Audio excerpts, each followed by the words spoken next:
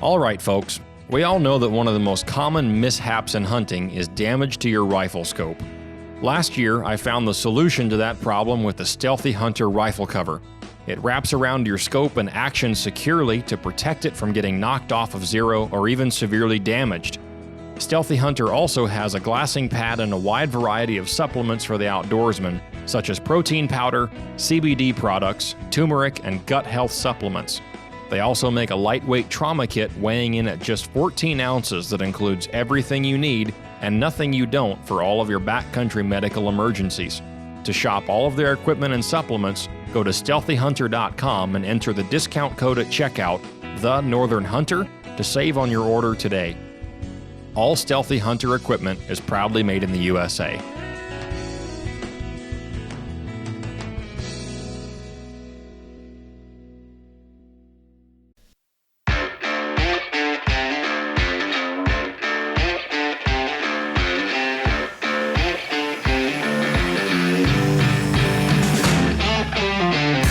You're listening to the Northern Hunter Podcast, home of all things hunting, fishing, and outdoors in Alaska.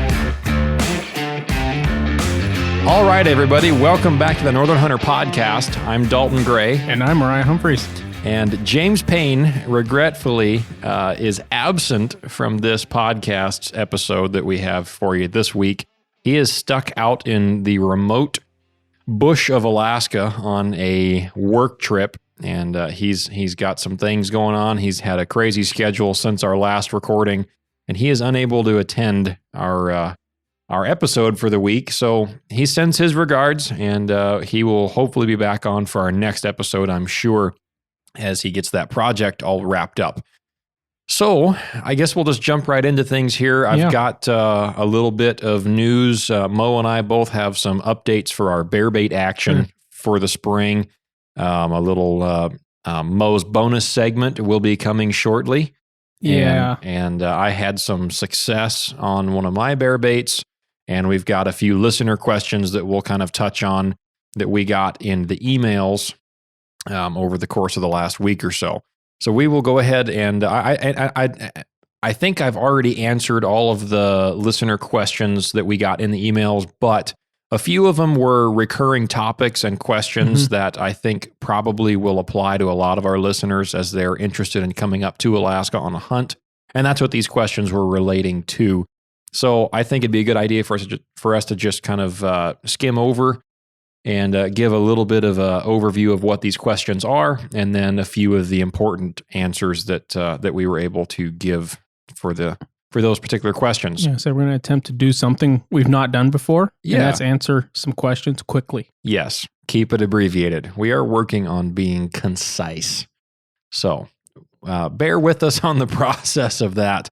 But speaking of bears. Yeah, speaking of bears, this is Moe's bonus segment. So take it away, Moe. Okay, well, a few weeks ago, James and I sat down while Dalton was still out guiding and did an episode on backcountry mechanic. Yes. And all the experiences I've had with my wheeler in the middle of nowhere or close to the middle of nowhere and getting it out or fixing it, and just lots of tips and stuff on that. About 25 miles past the middle of nowhere, usually. It's always in the worst spots. Yeah. Speaking of the worst spots, one of the baits I'm doing this year is a pretty long ride in there. Yeah. For purposes of getting away from people. Right. We it's about, I'm not going to say how far it is, but it's a good ride, and it would be a really good walk. Yeah. And I went in there, I'll bring this up later, but I had a guy with me. We were in there hunting, and we sat for like 3 hours. It started raining, and as we mentioned, bears don't like rain. Yeah.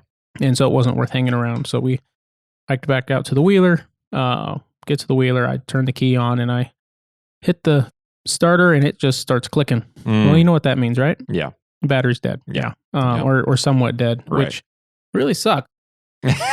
And so I'm sitting there, and I'm just, what in the world? Like I just replaced the stator in my wheeler because the battery wasn't charging. Right. I think there's no way that thing's gone bad that fast. Right. In the back of my head, I'm thinking about the angry emails I'm going to be sending to companies and things like that. Yeah. And anyhow, well, I just kind of, just for a minute, I'm just, Lord, help me to figure out a way to get this thing out of here so we don't have to leave it. Yeah. Because honestly, it's not a huge deal to me to leave my wheeler in the woods if I got to come back and get it. Yeah. It's doable. it's part of life in Alaska, I feel like sometimes. Yeah. But definitely can be. I'm, 300 yards from a bear bait. Right. With a wheeler that smells like grease. Right? Yeah. And this particular bait has at least 5 or 6 different grizzly bears on it. I really do not want to come back to a wheeler that's chewed to pieces. It's not worth hauling out of the woods. So, right. Before we threw our backpacks on and just decided to hike out, I have a little DeWalt cordless chainsaw that I'll run just for, if I got to get to a bear, or if a tree's falling across the trail, I just throw it on there. I don't have to worry about gas and stuff. And right. So I like that thing for that. Anyhow, nice and quiet. I kind of look at it and I had the thought, I wonder if I could jump the battery with my DeWalt battery, give it just enough extra juice. The wheeler's 12 volts. That thing's like supposed to be 20 volts. Yeah. So it should give the battery enough. With a higher voltage, it should up the amps enough. It might start it. And I thought about it. I thought, no, I can't because, I don't have any wires or anything. Right. Anyway, I pulled the seat off to look at the battery and one of the terminals was loose. So I tighten it up. It still keeps clicking. And I noticed there's some loose wires. They're like 16 gauge. And those of you that don't know that, know what that means. That's really small. That's almost as small as like a thermostat wire or something. Right. It's just almost just a communication wire. Yeah. And I had them there for some lights that I had hooked up at one point that weren't hooked up anymore. And I see those, so I just pulled out my razor blade and I cut them out. I mean, that's how thin they are. You can just cut them with, right? But I cut them, I stripped both ends. We get it hooked up to the battery. There's like 6 terminals on the battery, right? But one has a plus and one has a negative. Yeah. So that's what that, means, right? Anyhow, as soon as we hook it up, we see all the lights on the wheeler get brighter because the key was on still. And it's like, well, so I hit the button and it started. Wow. And getting it turned around and stuff, we had to jump it about 3 more times because I wasn't paying attention, hit stupid things on the wheeler that made it shut off and stupid stuff like that. But we got it, it ran, we got it out, we got back to the truck and wow. Pulled it up on the trailer and turned it off and turned it on and it started. So it must have just been the loose terminal. It wasn't charging. So praise the Lord, that was not what it could have been. I mean, that probably would have been at least... with PAX being late, we were in the hills. Yeah. So it probably would have been a good, at least hour and a half, 2 hour hike to the truck. Yeah. If not more. Right. I mean, we had trail, but still it would. Still, yeah. And, and then we would have got to work at like 2 hours of sleep and then only the next night to have to go rescue a dead wheeler. Right. Exactly. You're covered in bugs and you're sweating and the bug dope doesn't help much. Yeah. There was at one point I did have to hike out about 8 miles. Yeah. In tundra, swampy bogness. Because I had a dead wheeler years ago. Yeah. That was. I remember that. That was a bad deal. Well, it's not normal for us to have Moe's bonus segment early in the show, but as it pertains to the bear baiting season, I thought that was a pretty good way to start off the episode. And for those of you that haven't heard the backcountry mechanic episode, I think as time goes on and we have more backcountry mechanic relevant topics, we'll be doing more backcountry mechanic episodes. I've been thinking like we could easily do another one, and because I covered a little bit of preparedness and things like that, but I could cover a lot more on just what I've used, like recovery items, and, different methods. Yeah. Right. Well, I listened to that episode as I got back into town from guiding, and I was really happy with how that one turned out. That was a great show. All right, folks. We all know that one of the most common mishaps in hunting is damage to your rifle scope. Last year, I found the solution to that problem with the Stealthy Hunter rifle cover. It wraps around your scope and actions securely to protect it from getting knocked off of zero or even severely damaged. Stealthy Hunter also has a glassing pad and a wide variety of supplements for the outdoorsman, such as protein powder, CBD products, turmeric, and gut health supplements. They also make a lightweight trauma kit weighing in at just 14 ounces that includes everything you need and nothing you don't for all of your backcountry medical emergencies. To shop all of their equipment and supplements, go to StealthyHunter.com and enter the discount code at checkout, The Northern Hunter, to save on your order today. All Stealthy Hunter equipment is proudly made in the USA.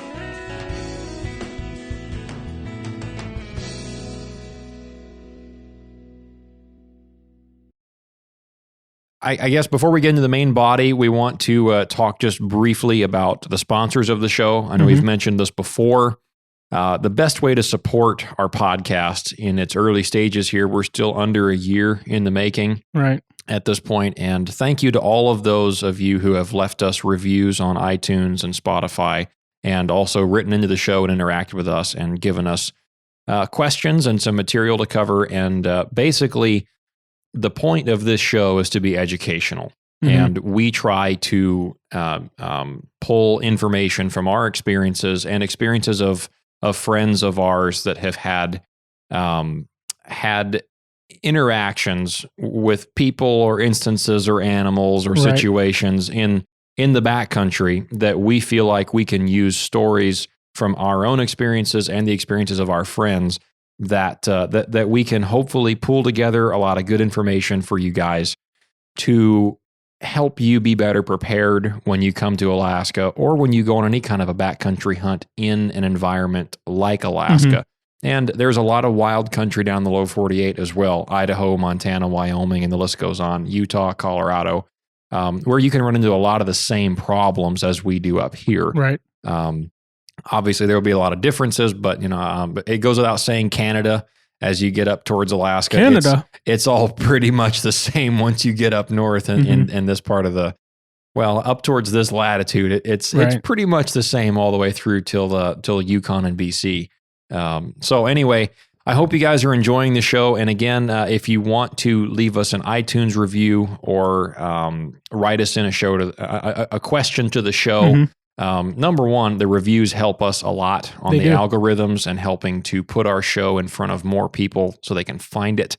And the other way that you can help us support the show is through purchasing products through our sponsors. And right now we have discount codes through 3 different companies. We have Stealthy Hunter, which we've talked extensively about their gear items, the rifle cover, the glassing pad, the supplements. And then also Yukon River Knives. I don't think we need to spend too much time talking about that. We talked a lot about it in the last episode, and we'll get to it more in this show as well.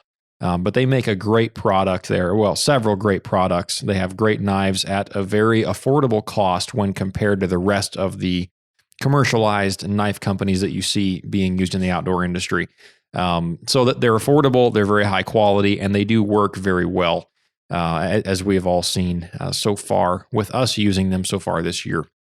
And so through Yukon River Knives and through Stealthy Hunter's website, the discount code for your products is the Northern Hunter in the promo code at checkout. And then we also have a discount code through Batum 907, which is the bear attractants and lures company based out of right here in our home state of Alaska. And you get a discount code through Batum 907 when you make an order and use the discount code TNHP.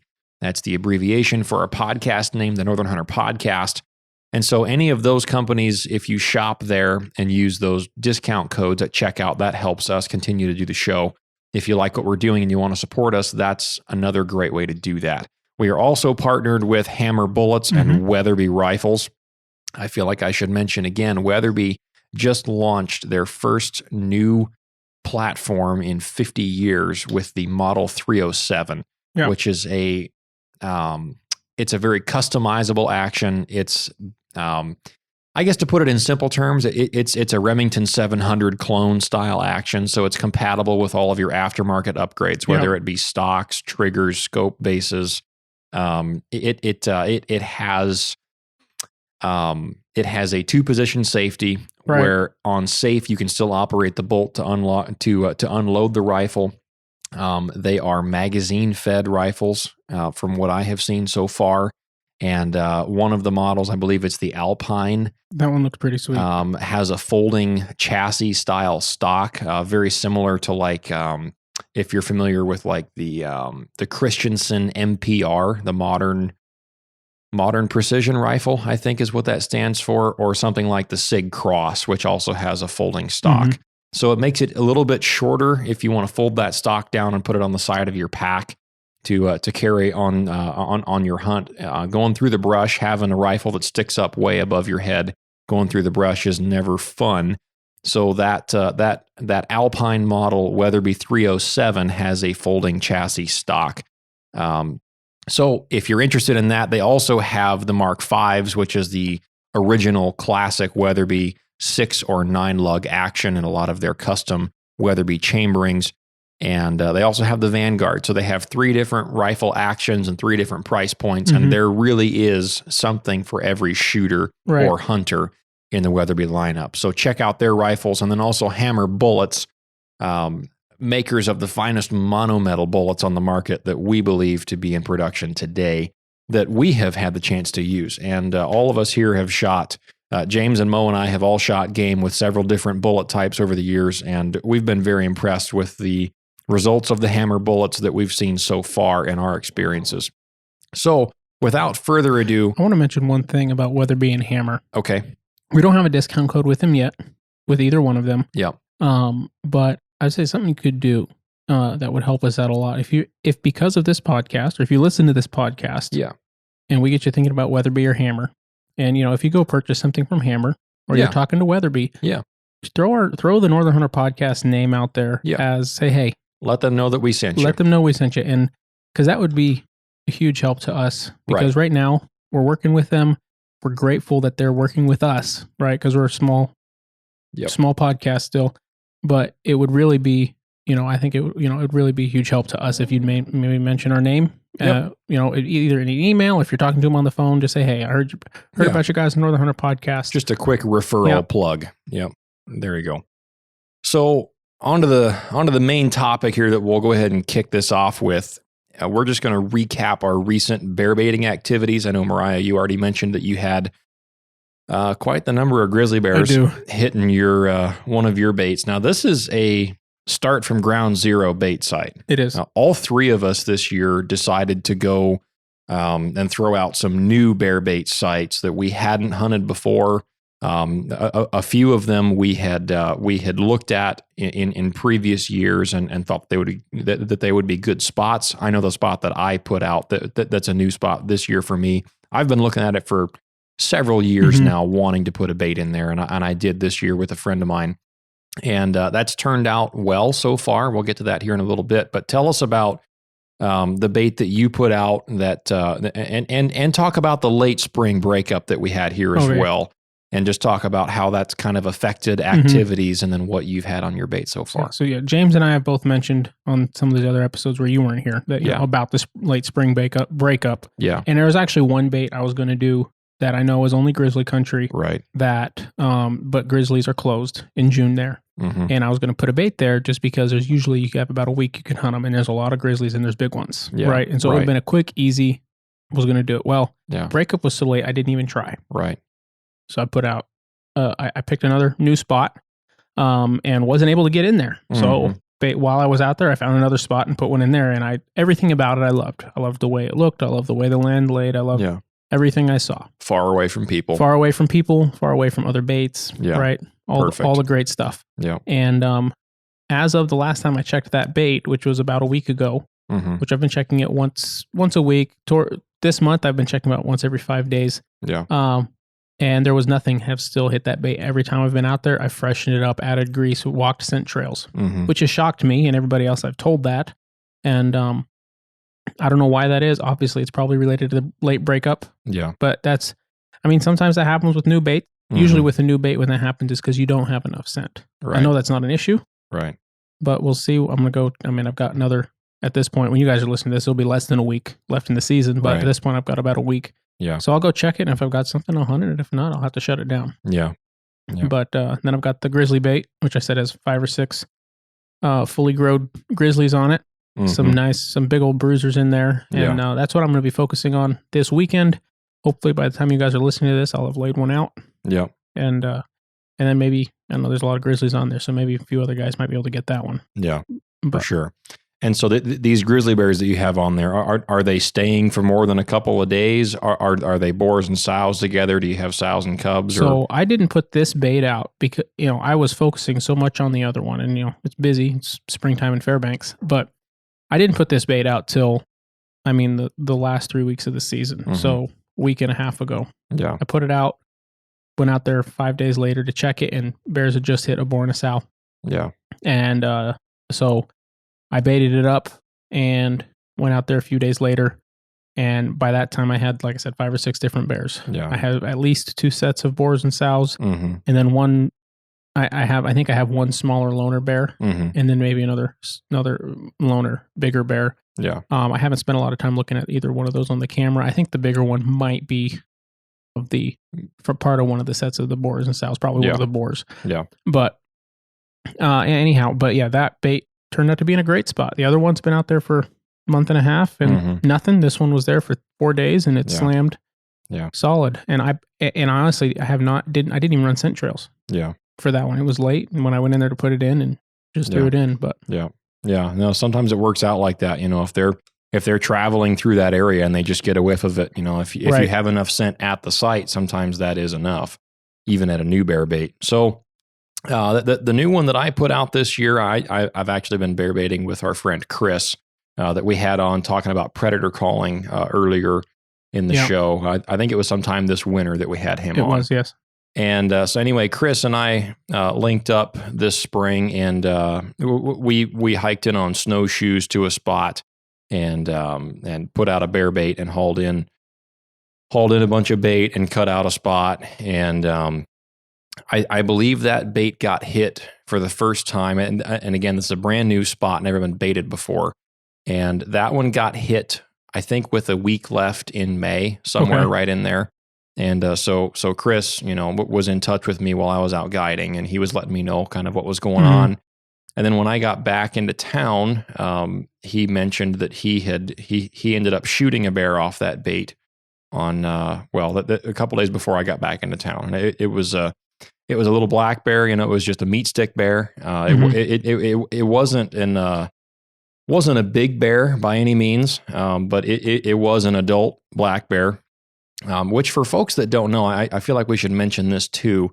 The average adult black bear size in a lot of the interior, I guess I would say within 150 miles of Fairbanks, averages around 5.5 to 6 foot. Yeah. They're not very big bears. If you go down to the coast where they have a lot more food to eat and they don't sleep quite as long in some of those places, they tend to grow a lot bigger down there.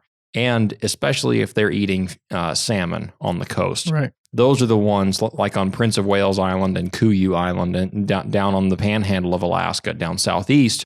That's where you get those big Boone and Crockett black bears, those big trophy class, that everybody wants to shoot, but we don't have those big of black bears up here in the interior. Right. So the average adult bear is always going to be in the interior between 5 and 6 foot. Some bears don't get very big. I've shot some really old bears with worn out teeth and gray on their face that only measured a little bit over 5 foot. Right. That's just how they are sometimes. They just don't get that big. And so Chris was at that bait with a friend of his while I was out guiding, and this bear walked in as they were getting out of the tree stands, and they watched it for a second. He was grabbing his gear, and the bear actually walked towards them and was kind of posturing up a little bit and acting a little bit defensive of the site, which is it's typical of some of those younger bears that haven't quite matured yet. Not necessarily matured in size, but matured in life experience, and what they can pick on and what they can't. And those are generally the bears that I've had the most problems with at bait sites. Is bears that are still trying to prove dominance in an area. So Chris ended up shooting it. He said, well, you know what? I want bear sticks anyway. And this one's standing right here in front of me. I think he said it was less than 10 yards away when it walked up to him. He said, you know what? This is a bear that I want to shoot. I don't feel like walking in here or trying to walk out of here at 4 o'clock in the morning when I'm done sitting, or 5 o'clock in the morning, and I'm tired and it's really thick in here. And this bear decides to get aggressive in the brush, so those are the bears that generally we try to weed out of the gene pool at a bait site fairly quickly if we can. So he decided to shoot it, and he left the carcass there after he took all the meat out, meat, hide, and skull, and then the carcass was laying there behind the bait site. He kind of drug it behind the bait site, I believe. And I went back out there with Chris about a week later. I had gotten home. And a couple days after that, he and I went out to that site. And we got in there, and the bait had obviously been hit. I checked the trail camera. I grabbed the SD card, climbed up in the tree. We were in our stands, and I'm going through pictures. I just opened up my bag and kind of laying out my clothes over the shooter rail, so I'm not making too much noise as it gets later at night. And I was going through the photos, and I noticed a brown colored bear on the camera thumbnail, on the thumbnail of the photos as I'm scrolling through my SD card reader app. So I showed that photo to Chris, and we looked at it, and it was a color phase black bear, which are not that common for us to see. That they definitely come in and out over time, but they're not frequent. I mean, it definitely depends on the genetics in an area. Yes. I have killed 2 color phase black bears on the same bait before. Yeah. 1 year after the other. Right. So, it's definitely a genetic in certain pockets. You are right about that. So anyway, I was looking at the pictures, and I put my phone case back on because my SD card reader doesn't fit through my phone case.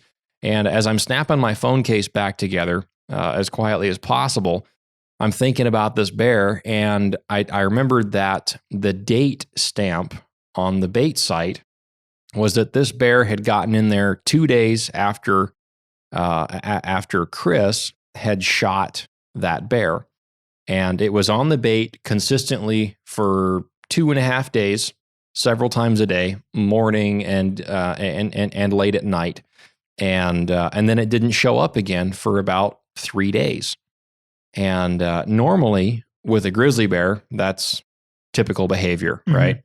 But with a black bear, usually when they find a bait they like, they pretty much just live there. And they come in, they eat when they want to eat, and they sleep when they want to sleep, and they just kind of live right in there in close proximity to the bait site, generally speaking. So when I saw that the photos of the bear, he had apparently stopped coming in 3 days prior to us getting there, my expectations are pretty low of seeing that bear that night. So I told Chris, I said, he hasn't been on the camera for about 3 days now. And, maybe he just got tired of it and moved on, I guess, which is abnormal. And I'm trying to think, why would he leave? It's not like there was a grizzly bear population that moved in there and kicked him out. And so I'm thinking about it, and I'm kind of just going through the possibilities of why that bear would not be there. And then Chris made a good point. He said, I wonder if he grabbed the carcass of my bear that was behind the bait station a little bit down the hill, and he's munching on that instead of coming into the bait. And I thought, well, surely if he was going to be 40 yards away every day, living right there, he would at least come up to the bait station, because it smells like nasty boar and sow estrus and cupcake addiction and all these scents from Beta 907. And there's still some bait left here at the bait cribbing. And so he said, well, I'll bet that bear is just right near here, and he's just been eating on that bear carcass. Well, to back up a little bit, when I had dumped the fresh bait and I had brought in some sow estrus, I had a 5-gallon bucket with me that I'd carried some of the stuff in with. And so when I was done with that, dumping the bait at the site, I held that bucket upside down, and just to get all the stuff out of it, I smacked it probably 5 or 6 times real loud with my hand, just trying to get all the stuff out of it, and also to ring the dinner bell. Exactly. And this had kind of escaped my mind while I was being pessimistic about this bear even coming back in. And then Chris told me, he said, I'll bet it will have heard you doing that, and it's going to want to bring it back up now. He's going to want to come investigate. And I thought, well, it could be. And right as I'm snapping my phone case back together, I heard something walking down the hill from us. Nice. And I said, Chris, I think that's a black bear. And so for folks that don't know, I think we mentioned this in an earlier bear baiting episode, but grizzlies tend to make a lot of noises, and they breathe real loud. You can kind of hear them as they're walking through the woods. They sound like, they sound like a big fat guy is what we call them, fat man bears, because they make a lot of noise just breathing. They sound angry all the time, which is, they just sound kind of grizzly all the time. Yeah. So I didn't think it was a grizzly bear. And then Chris said, I can see it. down through the brush behind the bait pile. And he said, he's taking a bite off of that carcass. He's right there at the carcass. And sure enough, about 2 minutes after that, he wandered his way up behind the bait station and walked into view, and it was that color phase bear. And sure enough, that bear had been living right there and had reduced that carcass to mere bones by that point. So he had no interest in the bait site once he discovered that he had meat right there to eat. Cannibalism. Right. So the bear walked in there, and I had my rifle with me. I kind of wanted to shoot a black bear for myself with that Weatherby 338 RPM with the hammer bullet hand load that I've got, and just use it at a bear bait because why not? And so in the mindset of meat damage, I really didn't want to shoot this bear where I had an entry or an exit through one of the quarters. So I didn't want to shoot it sharply quartering away, risking having an exit wound come out through a shoulder. Right. And I didn't want to shoot him sharp quartering too and have to put one through a shoulder trying to go into the vitals. So I was patient, and it was about 5 minutes or so that he just kind of sat there. He came in and rubbed up against one of the spruce boughs that had all that sow estrus on it that I had just put around the bait there. And then where I had dumped that sow estrus on the ground, he laid down right on top of it and was just licking it up out of the dirt. And he, kind of scuffled around in that. And then he stood up and kind of repositioned, and he turned broadside, or what I thought was mostly broadside. And I decided that I was going to shoot him right there. And normally I would want to shoot a bear perfectly broadside. In this situation, I would want to shoot him halfway up the body and about 4 inches behind the front shoulder to make sure that I'm well out of the quarters and I'm just through the ribs, and I'm just going to get the airbags, and I'm just going to hit him in the lungs. He's going to go 20 yards and he's going to die, right? Right. That's the normal recipe, and that's the normal outcome with shooting a bear in the lungs.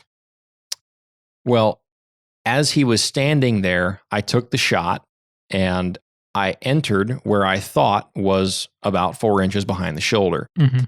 Well, he was compressed. He was his front leg and his back leg were closer together than I thought, and so he was more compressed on his chest kind of cavity. Twisted. Right, kind of twisted back, and almost as if he would have been looking over his shoulder, but he was looking straight ahead. And I didn't quite realize how compressed his chest cavity was. And so my shot entered farther back than I would have liked it to. It entered behind the ribs, right, and went through and exited where I wanted the shot to enter. So up in the middle of the ribs. So I didn't get both lungs. I got the one lung on the far side. Now I hit him on the entrance. I hit him in the liver, through the diaphragm, and then out through one lung. And at the time, I thought it was a perfect shot. Well, he ran off about, 15 yards maybe, and I could hear him in there breathing real heavy and kind of coughing and spitting, which is what you normally hear when you shoot him in the lungs. Right. And a couple of minutes went by, and he was still carrying on. So I got down out of the stand. Chris and I, grabbed our stuff and climbed down. And I walked over there, and he was still alive. So I shot him again, and that this one, he was laying there, and so I shot him through the ribs, and stayed out of the quarters and hit him in the lungs, and he didn't move after that. That was done. And so upon further examination, I discovered where the first shot had gone, and it's not normal to have to shoot a black bear more than once. Right. With a bow, obviously, because they run off and then you can't get a follow-up shot. But even with a rifle, even if they're right there and they just kind of jump around right at the bait site, they're usually going to die there. And he would have died fairly quickly. Yes, but he just would didn't want have him to go a long ways. Right. I didn't want to risk him, number one, getting farther away and not being able to track him if there wasn't much blood. Right. Because sometimes bears just don't bleed that much. Sometimes they do, sometimes they don't. This one did. It would have been a great blood trail to follow. But thankfully, he didn't go very far, and I just went and put an insurance round into him and took out. You really put the hammer down. I did, yeah. And so anyway, at the trail camera photo review, when I was looking over the photos on my phone, sitting in the stand before he got in, I estimated him to be about a 5.5 foot bear. And he looked like a mature bear. He was filled out. He was an adult bear. I figured it was probably a boar. It was. And anyway, so we got to work skinning him out and took out all the quarters and the backstrap and all the good meat to bring home. And I remarked to Chris on the pack out back to the trail. I said, this is a pretty heavy bear for a 5.5 foot black bear. This thing is, it's pretty dense. There's a lot of meat on this thing. And anyway, so we got it back home. And I fleshed it out the following day after getting a few hours of sleep. Mm-hmm. And after I fleshed him out, I laid him out on the lawn, trying to pick all the leaves and moss out of the hide before I salted it after I'd turned it. And my wife was outside, and she said, "Well, do you want a tape measure?" And I said, "Well, sure, yeah, let's go ahead and tape it out and see." I still didn't think that it was that big of a bear. I figured 5.5, maybe 5'8", 5'10" mm-hmm. at the biggest. Well, we taped him out, and nose to tail, he was 6'1", 6'1.5". Some people would call it 6'2", whatever. But nose to tail, he was 6'1", and width from front paw to front paw, he was 6'5". So about a 6'3" squared bear, which is a lot bigger than I had estimated him to be. I think that's probably a judgment error on my part, just because last black bear that I was a part of killing guiding was about 7 foot. Right. Well, I have a question about his overall form. So, I mean, a lot of times a black bear looks really big because he's fat. Right. Was he real fat? He had a lot of fat on his rear end, but the rest of him wasn't real fat. So a lot of times when he was long-legged though. That's probably why right. Just because usually the proportion of their body helps you to determine how big they are. Right. Exactly. If you look at those coastal bears, you'll know exactly what I mean. They don't only look long, they look huge in girth. Right. Yeah. Like a barrel-chested build to them. Yeah. So anyway, I was, it's not about how big the bear was necessarily. Obviously, we only want to shoot mature bears, but it's always nice when it ends up being a little bit bigger than you think. And that's only the second color phase bear that I've ever shot. The last one I shot, I think, was 8 or 9 years ago. It was my first black bear. I shot it with my recurve. I thought it was. That was with my recurve. Your dad was there. That was mm-hmm. the first bear that I'd ever killed for myself. And that was a real nice 5.5 foot. And it was much lighter blonde color phase. This one is more of a chocolate with some red in it. Right. Which is a very pretty color. I hadn't shot one that color yet. And so it was nice to shoot another one of those. And mm-hmm. The biggest thing was I wanted meat in the freezer. I didn't care if the bear was chocolate, rubbed, or black. It didn't matter to me. As long as it was an adult black bear and it was, wasn't a sow with cubs, I was going to shoot it because I wanted the bear meat, mm-hmm. At least for the first bear of the season. So that was a great outcome to that sit. We only sat in the tree stand for about 15 minutes before killing that bear. It seems like that's the way it goes a lot of times. You'll work really, really hard. Yeah. Like, 3 hours can feel like a long time, especially when it's drizzling and raining on and off. It definitely can. All that. Yeah. And then next thing you know, you sit down and you're getting ready to pull a book out and something's crashing through the trees. 20 minutes in. Walking slow. Exactly. Yeah. And so I think a lot of it, I think the two reasons why he came in, number one was the noise. He mm-hmm. wanted to come in and investigate that noise. And then once he got within the radius of the bait where he could smell that new sow estrus, he came in on a string. You could see him down the hill with his nose in the air, mm-hmm. and he got a whiff of that estrus, and that was all it took. He was coming in to check out which one of his girlfriends was at the bait site, and that was the last mistake he made. So, yeah. That was a great outcome. I was very happy to kill that bear. Obviously after being gone for over a month guiding, it's always kind of a crunch when I get home to finish out bear baiting season. Thankfully, it is June when I get home, and that's the best month of the year to bear bait anyway, within our legal parameters, with what we had to do up here. Some other units in the state have bear baiting that's open in the fall as well. Right. But I've heard that it's not even as good in the fall. That's what I've heard too. Because they've got so many other food sources available by that point. All the berries are out by that point, and they're up in some of those higher areas by that time of the year. Mm-hmm. So anyway, the Beta 907 attractants and lures again came through clutch in bringing that bear back to the bait. And the hammer bullets worked well on that first shot, even mm-hmm. though the placement wasn't ideal. It did work, and it like you mentioned, it would have killed the bear. Mm-hmm. But when you can get a follow-up shot on them, you may as well take it to put them down to expedite the process, and right. to it's the ethical thing to do. Mm-hmm. When you can shoot an animal again after you've already hit it, you should.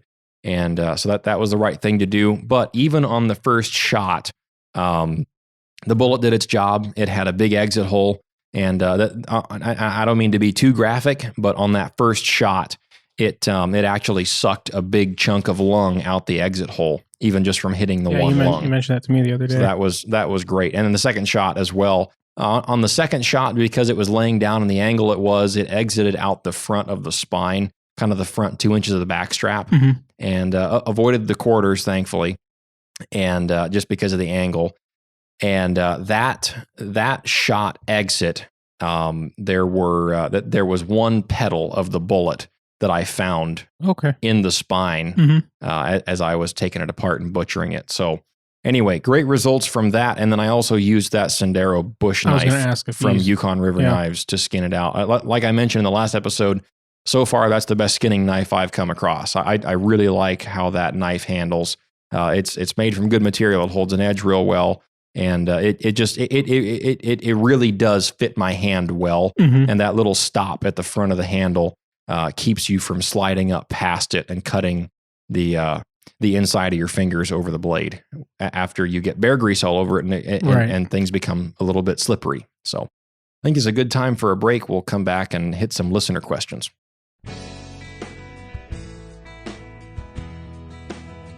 All right, folks, I want to take a second to tell you about a product I found this last year and have absolutely fallen in love with. It's the Stealthy Hunter rifle cover. I used one on a recent black-tailed deer hunt in southeast Alaska, and it did a great job of keeping the saltwater and debris out of the action and also protecting the scope on my rifle from getting knocked around and damaged. On top of all that, the carry handle made it easy to transport the rifle to and from the boat during the hunt.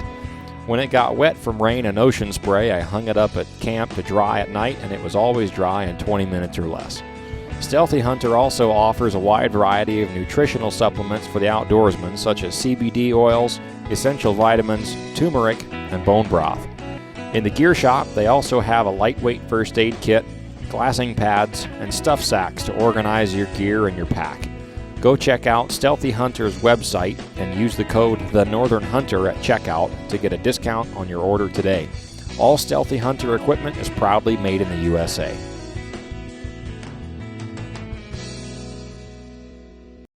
Okay, so we'll jump into some listener questions real quickly here. We'll start off with one from Caleb. He says, "Hey guys, been loving the podcast and all the great info you've been putting out. I'm a recent transplant to Alaska from Wyoming, so all your information on the intricacies of hunting in Alaska has been particularly interesting and beneficial. I have some questions about caribou hunting, if you have any experience or knowledge. My brother is coming up from Wisconsin this fall, and we are hunting caribou. I'm not going to name where he's hunting them. Neither of us have experienced hunting caribou or even that type of terrain. I've done quite a bit of research on forums and read most, if not all, of the ADF and G materials that sound like caribou hunting basically boils down to just glassing a lot and being in the right spot at the right time as they migrate through. We plan to hunt a couple of days with our bows, and if uneventful or unsuccessful, we will make the death march out to the rifle zone for a few days. We are also bringing a means to cross the blank river, which would seem like a good idea if it's crossable at the time. Really, I just wanted to see if any of you really had any experience out in that area chasing caribou or had any pro tips you'd be willing to share. As I'm more accustomed to the terrain, I'm particularly interested in hunting the mountains and foothills, and he names an area, if we can find anything out there. Not sure on population levels in that area, so it might be a total waste of time/effort. Any thoughts or tips and tricks are appreciated. Keep up the great work." Well, Caleb, I appreciate you writing into the show.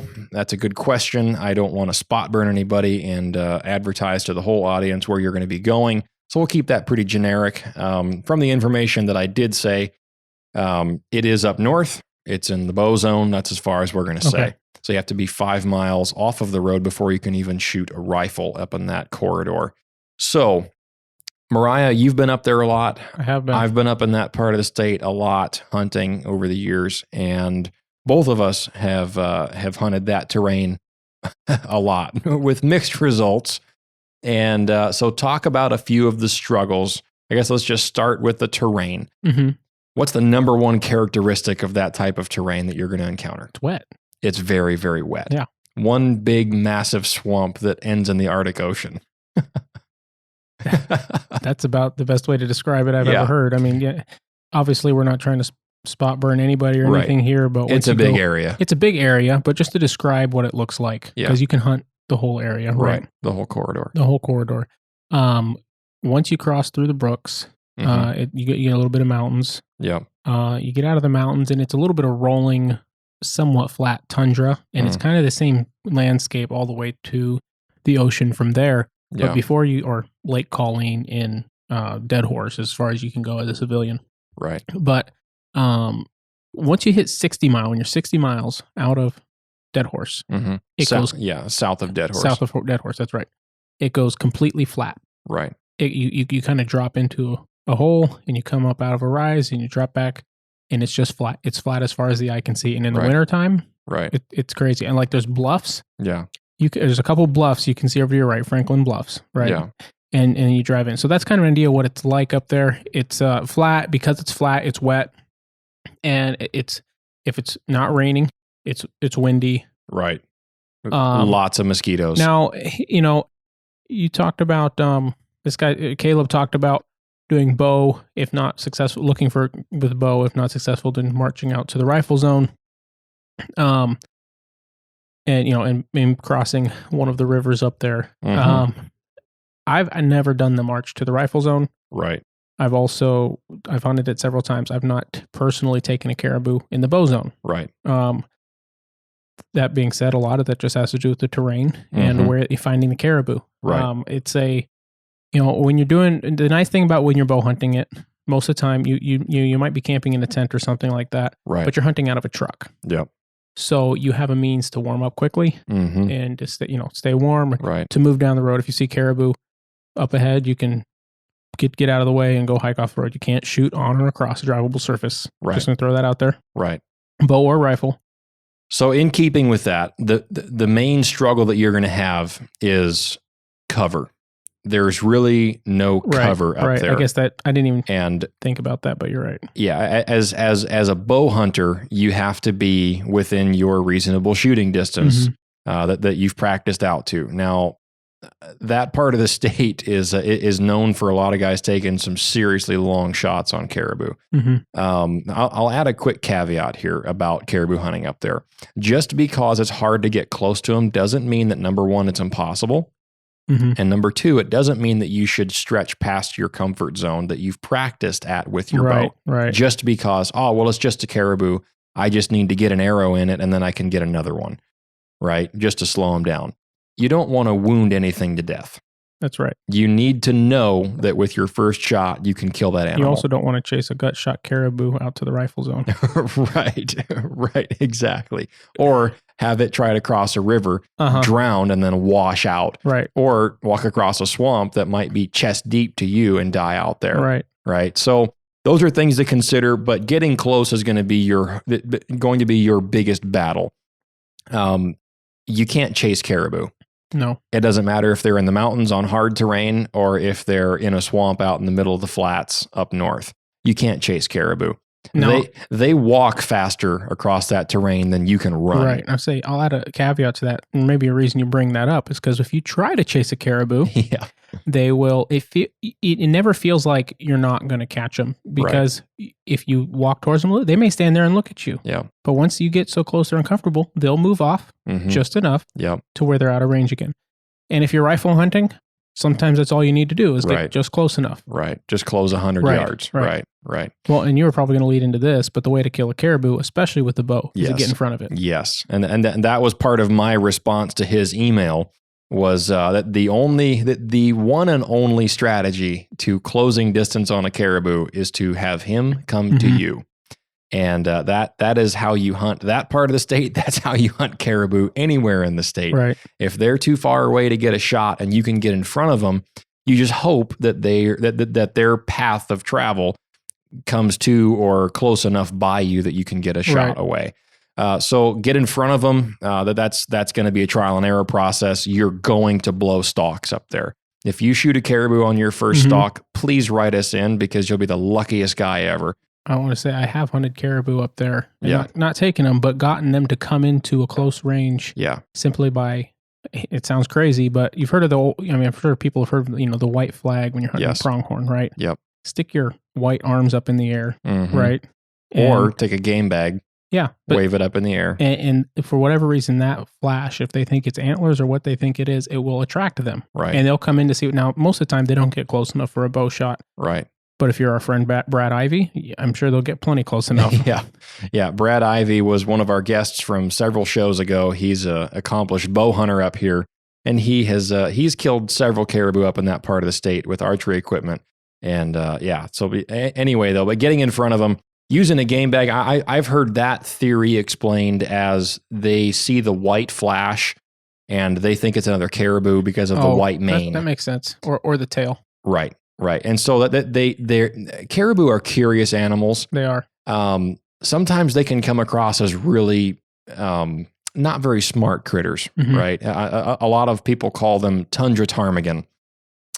That's an affectionate nickname for not a very intelligent animal. Ptarmigan that live on the tundra, but this isn't those. Right. Okay. Right. So anyway, just try to get out in front of them. And then he asked about the terrain. I recommended that he bring waterproof boots, not lace ups. Having like a knee high type of boot, like a insulated lacrosse Alpha Burley Pro. That's something like that's what I would recommend. Is going to be your best friend because you will be in ankle deep water more often than you can expect, and oftentimes up to your shins in a lot of places, just trying to get out to where they're going to be. And a lot of times you're going to be trying to scoot your way through little swamps or just patches of water where your knee highs are inches from the water, and you're just trying to take a step without feeling them. Right. So I recommended knee-high waterproof boots. He asked if extra toughs would work. I said, you know what? That's personal preference. It doesn't necessarily matter what they are as long as you're comfortable walking a long ways in them and that you can endure days and days and days of hunting in that pair of boots. Because a lot of people are used to hunting in lace-up boots with good ankle support, a nice rigid sole of some sort. And a lot of people can't handle hunting in what I just call water boots, whether it's extra toughs or lacrosse boots or muck boots. They don't have that ankle support, and a lot of guys have issues carrying heavy weight out on a pack out with those style of boots because there is no support for your foot and your ankle and your leg to give you stability in that uneven terrain. Even though it is flat, you're walking through those tussocks, which sometimes, even if it's dry on the bottom of them, which is rare, but even if it's dry, the grass, when you step into those holes, is going to be up to your knees. So it's not an area that's very good for lace-up boots for the most part. Right. The other thing that I mentioned to him was the bugs. You need to prepare yourself for bug mania. It is bad. That is by far the worst part of the state that I have ever been, bar none, as far as bug count goes. It is atrocious up there, especially if you're up there in August. Now, after it freezes, a lot of times that's a lot better. After you get a few hard freezes, they're gone, and it feels like you're in heaven. But now it's just cold and windy, and there's no bugs. So it's either going to be warm, somewhat warm, and windy with a lot of bugs, or it's going to be frigidly cold if there's no bugs. Right. I mentioned with the bugs thing. When we say bugs, we mean mosquitoes. Yes. Right. Which I would think would go without saying, but thousands and thousands of mosquitoes. To the point of every time you take a breath, you breathe through your lips close together, as close as they can, because you don't suck them. They're going to fly in your ears. They fly in your nose. They are bad. It's not great. I was experiencing some of that at one of my baits the other day. But the other thing with that is, Dalton, you put in the email a thermos. Bring a thermocell and bring lots of bug dope. Right. Okay. Right. Now, there's a certain guy who has been on the podcast, and we've been on his podcast. Okay. And He was doing a hunt to Alaska a few years ago, and his guide told him to bring a thermocell. Mm-hmm. It's worth the wait. Yeah. And he was like, yeah, no, I don't think it is. And as I recall, he decided after that hunt that it was 100%. It is a necessity. Every bit of the way. Now, if you're not doing the 5 mile hunt, if you're not doing the 5 mile hike, it's not going to be as big of a deal to have that with you. But if you are, absolutely. Just because it's been windy the first day you're out there and you didn't see any bugs, don't leave the truck thinking, oh, the bugs aren't that bad this year. Because guess what? One day to the next can change drastically just based on wind or rain. 1 hour from the next can be completely different conditions. And I think we should clarify when we say wind, if it's only 10 or 15 mile an hour winds, you're still going to be in swarms of bugs. Yeah. The wind has to really be going. Got big mosquitoes up here. Yes. It is the state bird after all. It is. That's what we all affectionately call mosquitoes. So if the wind is really going like 20 miles an hour or more, then you'll have some relief from the bugs.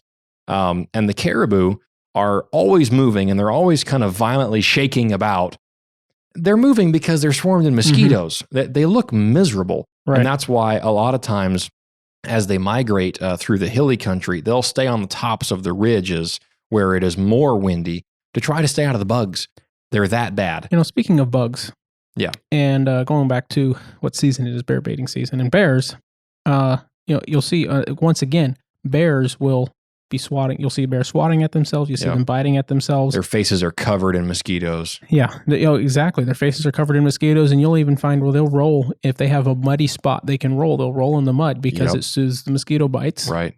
And the mud kind of blocks the mosquito, the ability of the mosquitoes to get to them. Right. Exactly.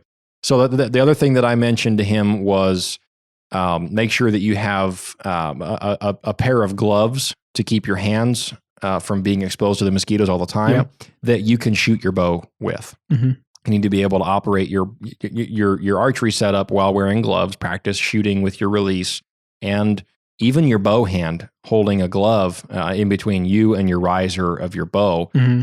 It can really affect how well you do or don't shoot your bow. And if you're not practiced up with it and that glove doesn't work right for you to shoot with, being up there on your hunt is not the first time you should be shooting with gloves on that you're going to be wearing while you're hunting to keep the bugs off of yourself. Right. Having like a mid-weight long sleeve layer with a hood on it that you can wear while you're stalking and moving about while you're going to be warm. You don't want to have to wear a jacket the whole time for the bugs, but having a good mid-layer to keep the bugs off yourself that's also hosed down on bug dope is going to help. And then also having a head net. Even if you pull it up to shoot, pull it up on the top of the bill of your hat when you make your shot, having the head net really does help a lot.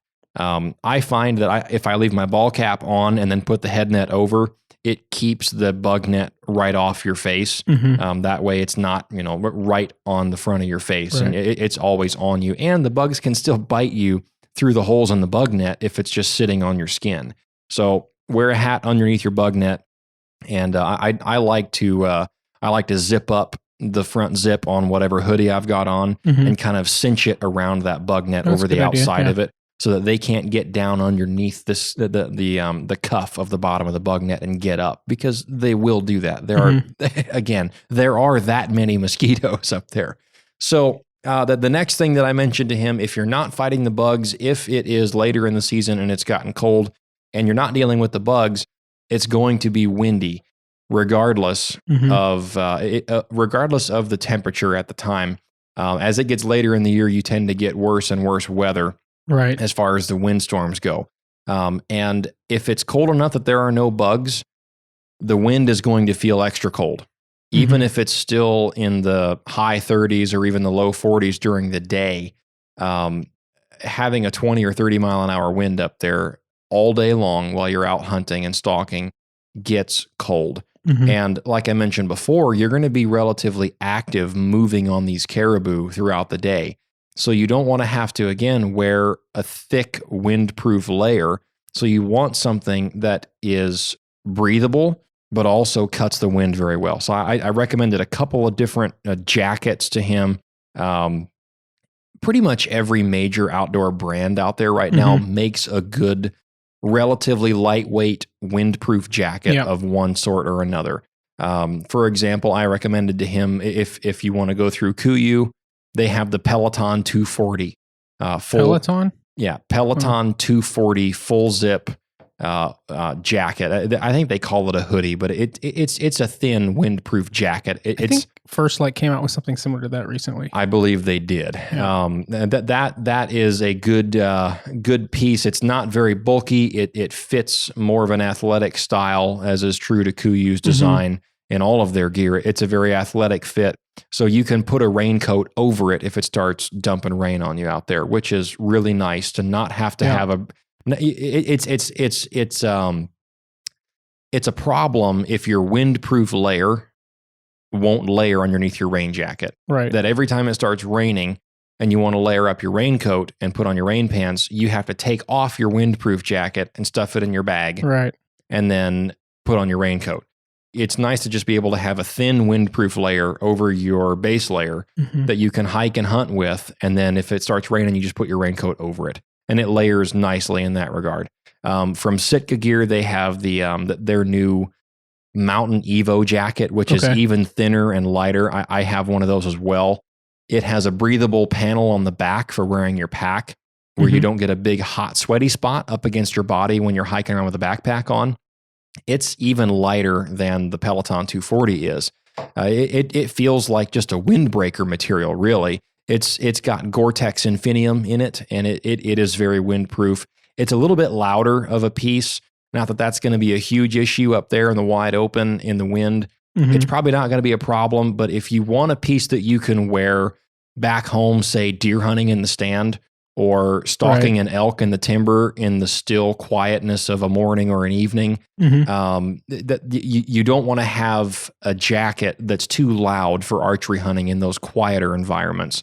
So for that sake, I would probably err on the side of the Peloton 240 from KUIU as far as a windproof layer. I've used that one quite a lot over the years, and it's a really good piece. So anyway, those are just a few things that he asked about and that I responded in the email. I will double check here. I think that's about all of it from what he had to ask. I was going to bring up.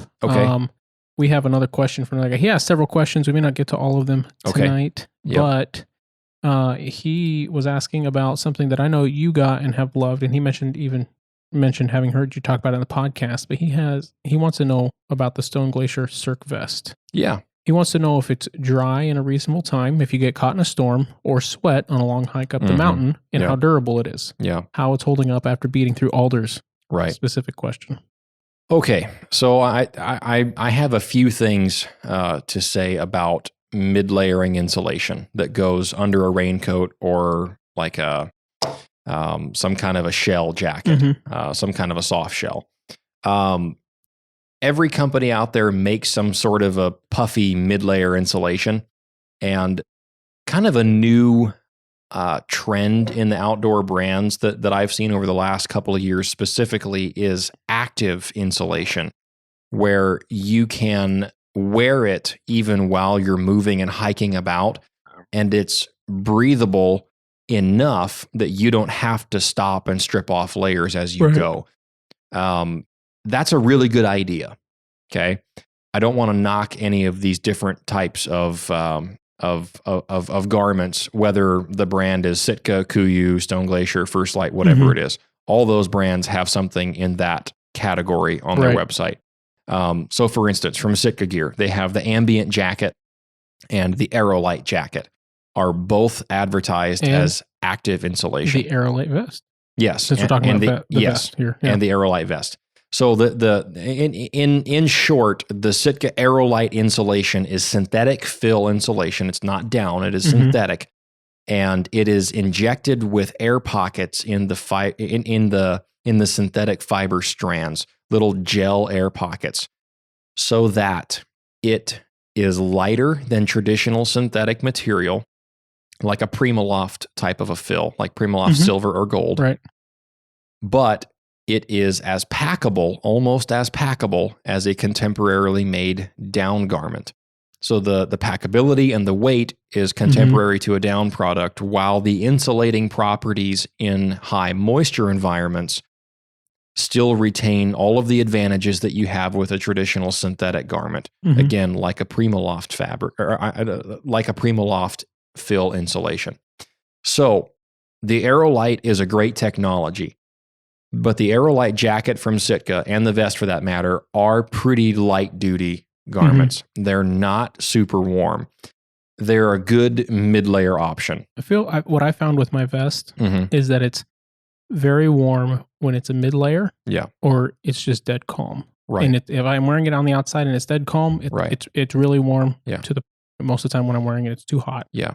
And if it's underneath something, it really does a lot.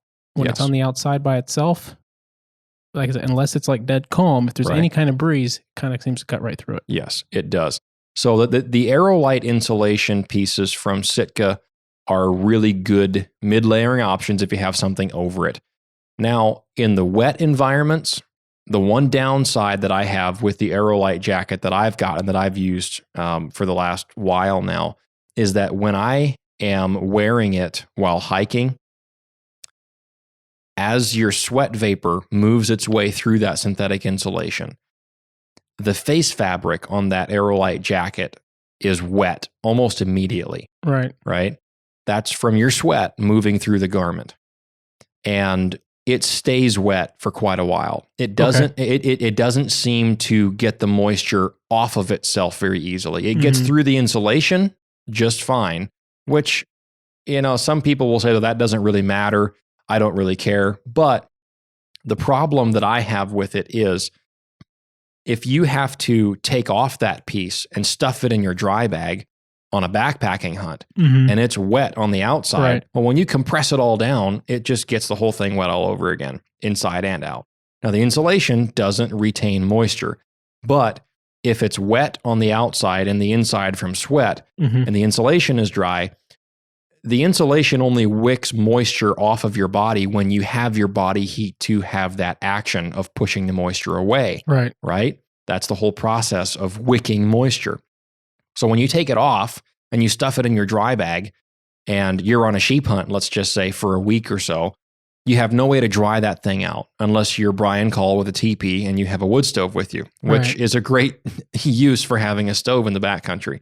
But if you don't have that option, then that garment is going to stay wet until you get to wear it again on a dry day on the outside of yourself without a rain shell over it, so that body heat of your own body will push the moisture out of it that is still there in the face fabric and on the interior fabric, and the wind on the outside will dry it off.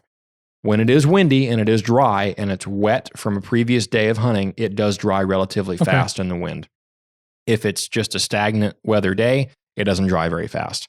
Now, this spring, I did actually use the, I'm spacing out here. Oh, yes. The Stone Glacier Cirque vest. Yes. Paired with the Cirque jacket, which I've had for quite a while now. And I wore the Cirque jacket a lot last fall and also this spring. But I wanted to use the Cirque vest when I didn't quite need the jacket underneath of something. I just wanted to have the vest so that it would keep your core warm. The downside to the Primaloft Fill Stone Glacier synthetic material puffy gear is that it's not quite as packable. It's not quite as light as the down products are. But I think the good outweighs the bad on the other side, where the performance in wet environments is so superior to down products, I don't even consider the weight and the packability being a problem. I have no problem carrying that vest and jacket as my puffy gear on a hunt. No problem at all. And I found that usually on an evening where I would have to put on the Cirque jacket before I had the vest, sitting on a cold night on this recent spring bear guiding season that I was on a night that usually I would put on the Cirque jacket for the evening of glassing, I could get away with just having a merino base layer. I was wearing the Stone Glacier Helio hoodie. Over that, I had the Sitka Ambient jacket, which is their active insulation mid-layer. Right. It's not a puffy. We won't get into all that. We'll talk about that some other time. And then over that, over the Ambient, I would wear the Cirque vest and then a raincoat for obviously the rain. And that was enough. I didn't need to wear the Cirque jacket, the full-on jacket all the time anymore. Now, I still did wear it once it got quite a bit colder, but a lot of nights I didn't even have to wear the jacket because the vest was enough. It really surprised me how warm it is. And I have a little 3-liter dry sack, like a little nylon dry bag. I think it's a Sea to Summit brand. I bought at a little mountaineering store here in town. And I guess that'd be a stretch to call it a mountaineering store. But anyway, it's not REI. I'll just say that. I didn't buy it from REI. But I have a little 3-liter dry bag. Warehouse? No, it was from Beaver Sports. Oh, okay. But anyway, they carry a lot of backpacking type of gear and pack rafts and anyway, water sport type stuff as well. But I have that 3-liter dry sack, and that's where my puffy gear goes. So as I'm walking to a glassing spot, I've got my insulation for the night stuffed into there. And the Cirque jacket and the Cirque vest both fit in that 3-liter sack with enough room for my Kuiu mittens and my warm beanie for the night as well. So it's got plenty of space for that. It doesn't take up too much room in the pack. It is not as packable as the down gear is, but like I said, the good far outweighs the bad in my opinion, because it does so much better in those high moisture climates. So to answer your question, I think it's great. It hasn't pilled up at all on the exterior fabric. It does seem to be very durable. I think it's really warm. I like the drawstrings on the back of the hood. I can really cinch that down around my head. And a lot of nights when I would normally wear a beanie, I didn't wear a beanie because just with a ball cap on and that hood cinched down around your ears and over the top of your head, that was like wearing a beanie. It was really comfortable. I think it's greatly, greatly isn't the right word. I think it's a good piece for those hunts where you need some insulation underneath like a raincoat, but you don't quite need a full-on puffy coat yet, right? So like a summer scouting venture into the mountains, you might not need a full-on puffy coat in July, but when it gets cool, you can layer up and just bring that vest. That's very likely what I'm going to do this year on some of my July scouting missions and whatnot, just to save weight. But anyway, I think it's a good product. Another thing that I really like about really both of the Cirque pieces from Stone is the pockets are high above your pack belt line, to where when you've got a backpack on, you can still access the pockets without having to undo your waist belt buckle on your pack, right? I think that's really handy. And they do advertise that is a specific design feature that they intended for that purpose. Like Stone Glacier started out as a pack company, so everything they do is with backpack hunting in mind. Whether or not you're using it in conjunction while wearing a pack, it doesn't matter. I think it's a great idea. I like it. It's the same pockets on the Cirque jacket. Yes. Yep. There's a few things about the pockets I didn't like in the way they were designed. I found stuff falls out of them easy.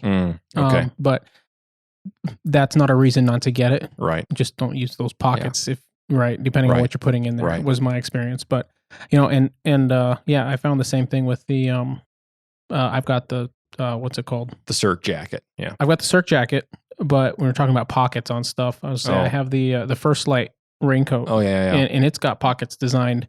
They're up on your chest. Yeah.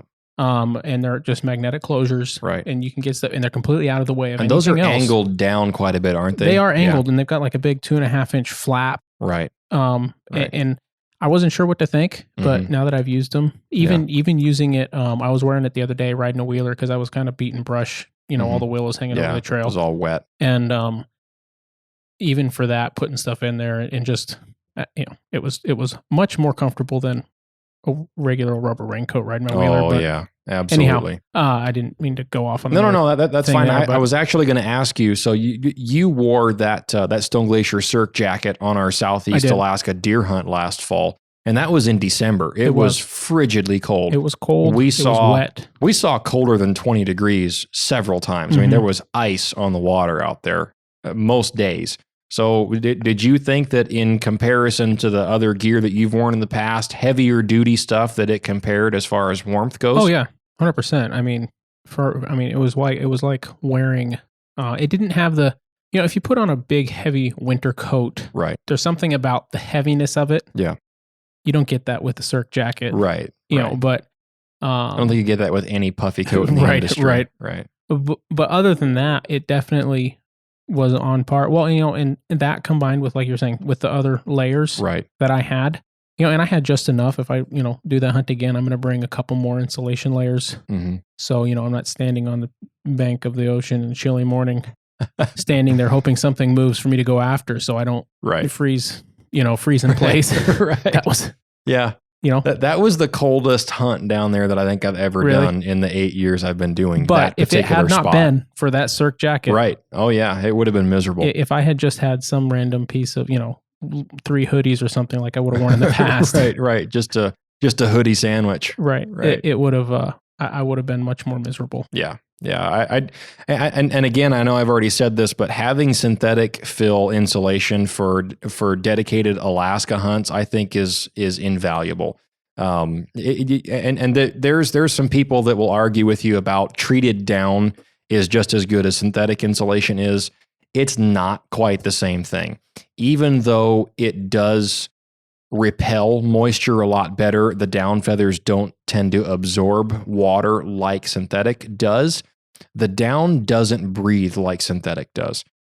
You can dry your gear out if you have a synthetic piece of insulation over your wet gear. If you've got a hoodie that you've totally sweated out and you're just walking along on your trail, you can put that synthetic piece of insulation on while you're walking and it will wick that moisture off of your body and dry you out.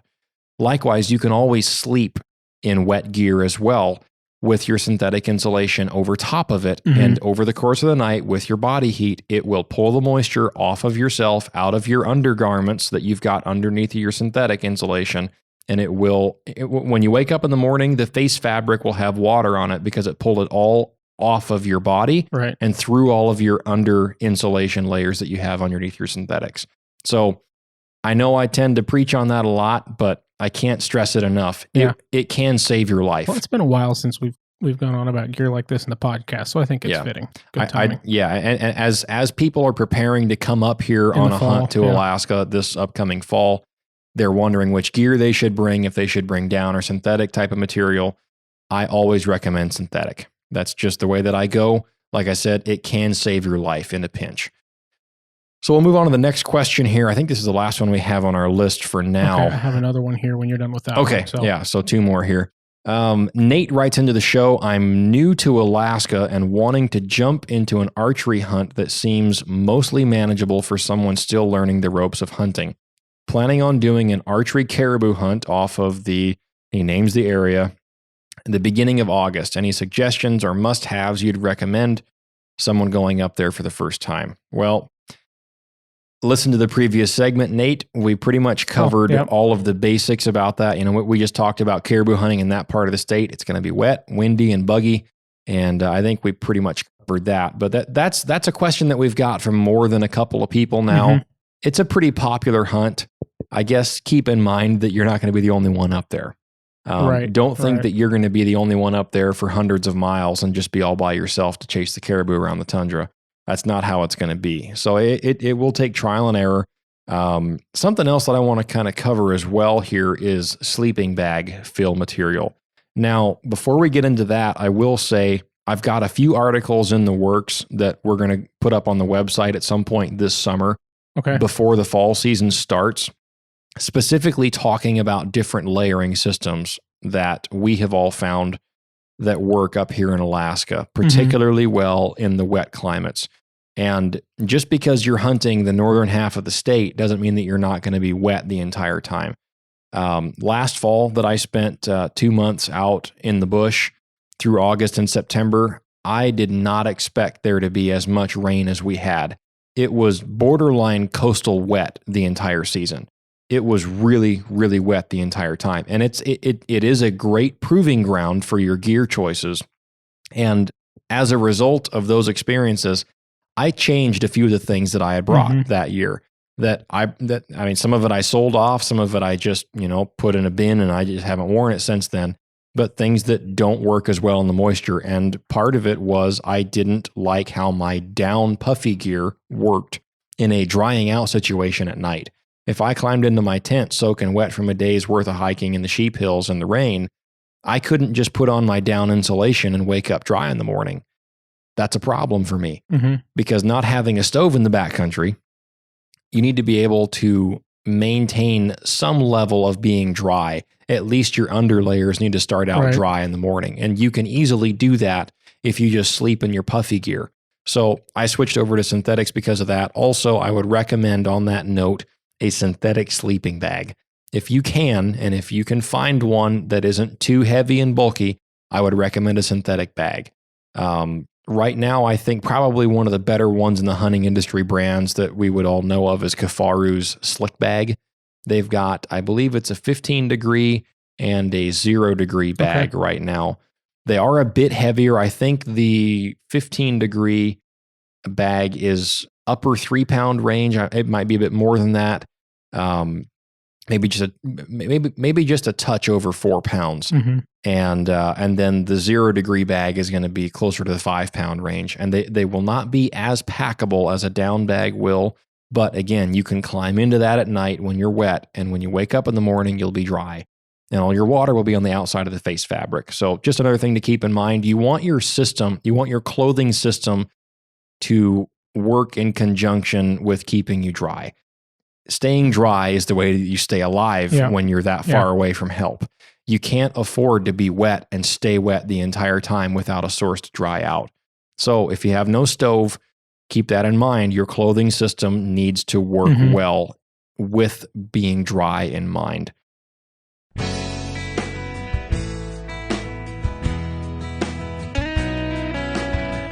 Hey guys, if you've listened to the show for any amount of time, you've likely heard Dalton and I go back and forth about bullet construction and how I like rapid expanding bonded core bullets that leave massive wound channels.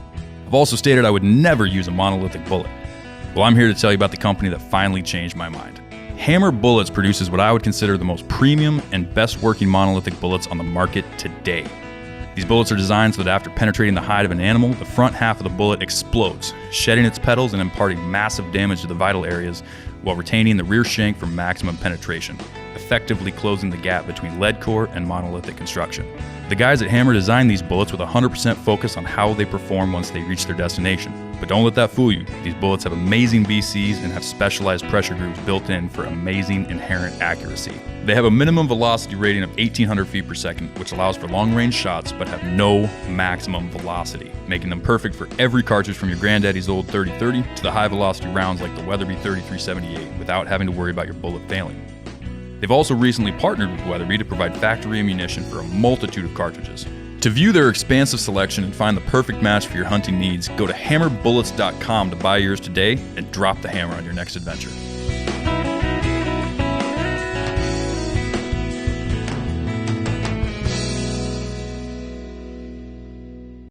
I guess we can go ahead and hit that next question that you have on the list. So this is one.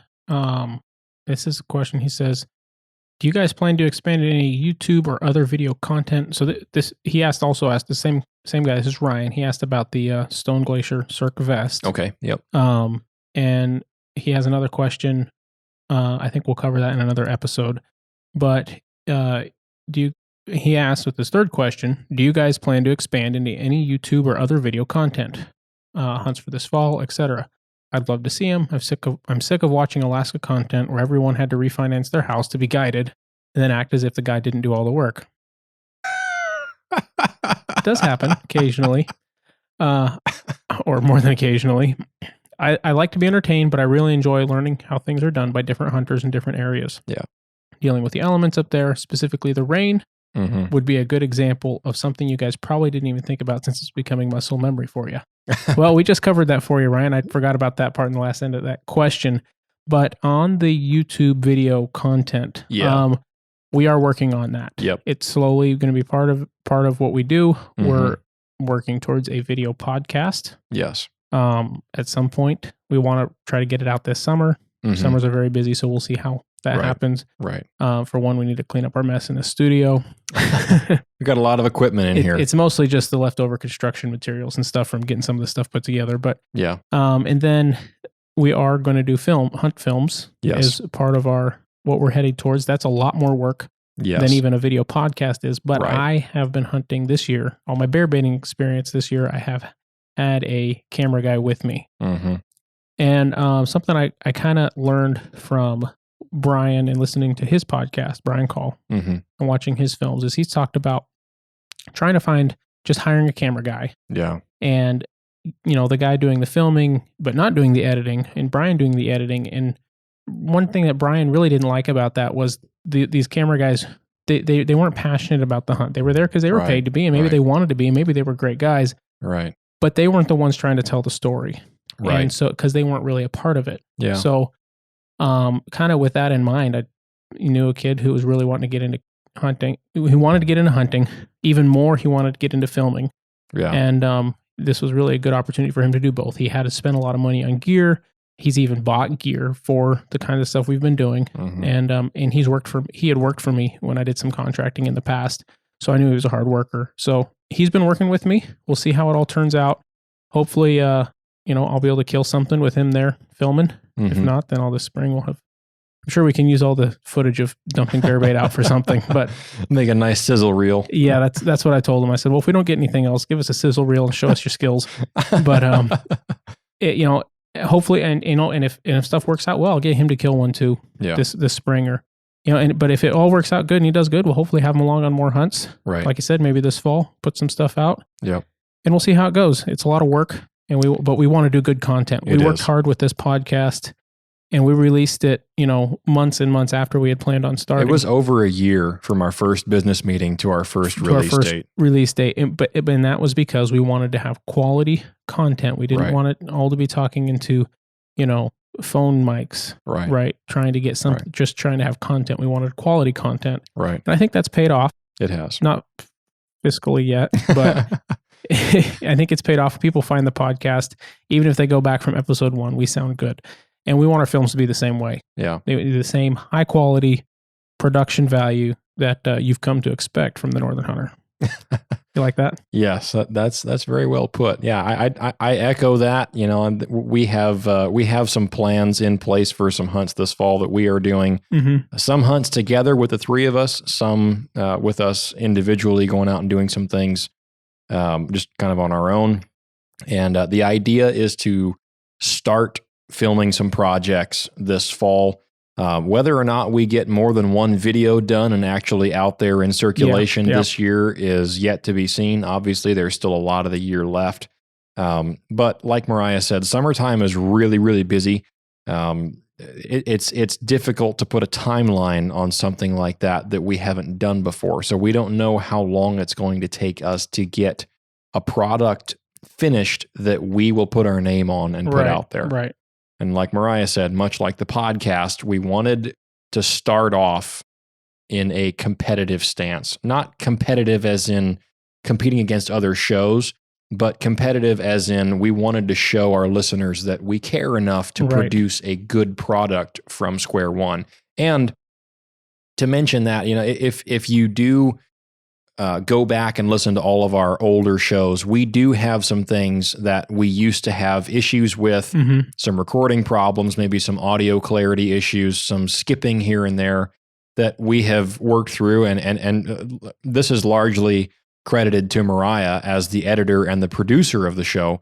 He spends easily double the time that we do recording every week, editing and producing the show and inserting different things and cutting out different things that would make us sound like goons, perhaps. But he's the one responsible for that. And as the show has gone on, that has gotten more and more polished of a product. Well, when you spend hours and hours and hours listening to all of us talk, and just running the same programs, it kind of you just start to learn how to use it and figure it out. And this guy that's working with me, hunting with me, and and he's been in for the long haul. His name's Jason, and he has gone out with me pretty much every weekend. Yeah. Gone out hunting. Yeah. Every weekend for the last month and a half, just about. Yeah. Since we tried to put a bait in and the snow was too deep and all this kind of stuff, and and we keep going out to this bait and there's no bears, and I can tell he's losing faith in me, right? Right. I'm losing faith in myself at that point, honestly. But we get to the other bait, and I'm like showing him pictures on my phone of all the stuff on the camera and bears, and he was like visibly excited and like, man, we might see something tonight, right? Yeah. Anyhow, you just might, yeah.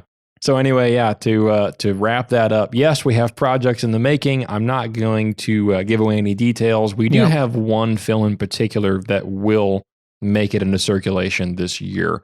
That we can't talk about that just right now and reveal too much planning. But there will be at least one film that has our name on it to some extent.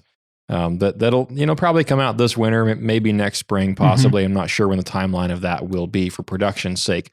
But we're trying to get that set up and get some cameras and make sure that we again start off. And we want our first video. Yes, it'll be a learning process over time, and as we continue to do films, they will improve, as has the podcast, but we want to start off with a good product to begin with. We don't want to start off with a video filmed on our iPhones that, looks like a film from an iPhone. Right. So we're trying to start off from a good point. And, if there are people out there listening that are professional videographers and might have some tips and directions to go with cameras and gear and editing software and things of that nature, don't send it to me. Send it to the info@thenorthernhunter.com, and Mariah will or Mariah at thenorthernhunter.com. Right. And you can go back and forth with him if you have any advice in that front. I'm sure that'll be helpful for all of us. So yes, we do have things in plan for that. Let's see here. I think I already mentioned that we have some gear reviews and hunt prep articles, and kind of a system overview for different styles of hunt. And as the summer goes on, we will also talk about preparing for different hunts, whether it be moose, caribou, sheep, goat, deer, bear, elk, even, in some parts of the state, and the different things that you'll need to expect in that part of the state. And hopefully through the summer, we can do some episodes directly related to different species style of hunts. Now, something like a caribou hunt won't have much overlap with much else, but say, for instance, a fall bear hunt, it's not going to be any different between grizzly and black bear. And, if you have an island hunt down in the south part of the state for black-tailed deer, it's not going to matter necessarily if you're in Kodiak or Juneau or Prince of Wales. It's just going to be wet weather climates. So the idea is that we'll be able to build some episodes and some website articles for you guys to reference for specific hunt information as far as gear and preparation. We'll get into more details about tent and different shelters and things, right, for different styles of hunts. And another thing that I want to cover as well at some point before the fall is food prep as well. That's something that a lot of people have questions about. How much food do I bring on a 10-day hunt in the backcountry? Or if I'm doing a rafting trip, do I bring how much extra? And there's definitely a method to that madness.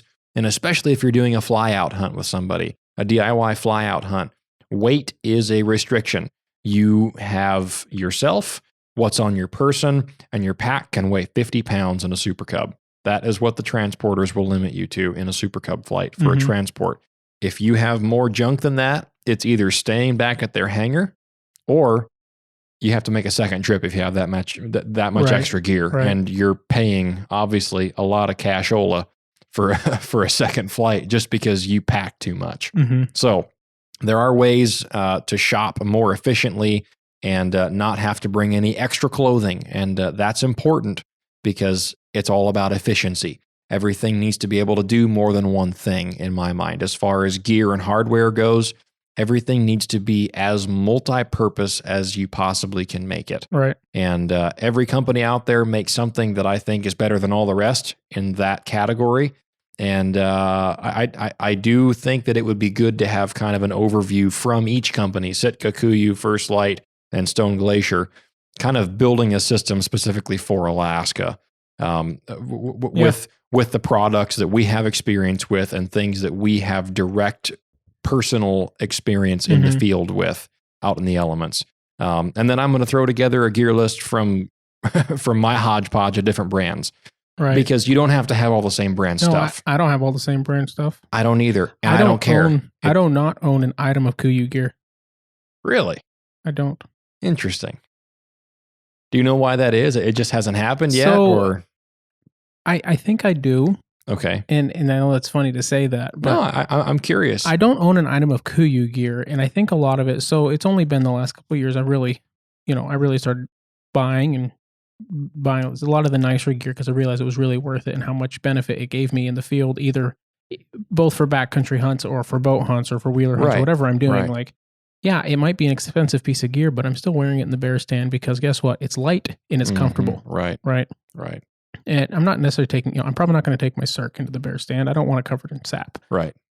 But a lightweight hoodie or even a heavyweight hoodie. Yeah. A little bit of hitch on it. Yeah. Really, who cares? It's smear some peanut butter on it and throw it in the washing machine. Sure.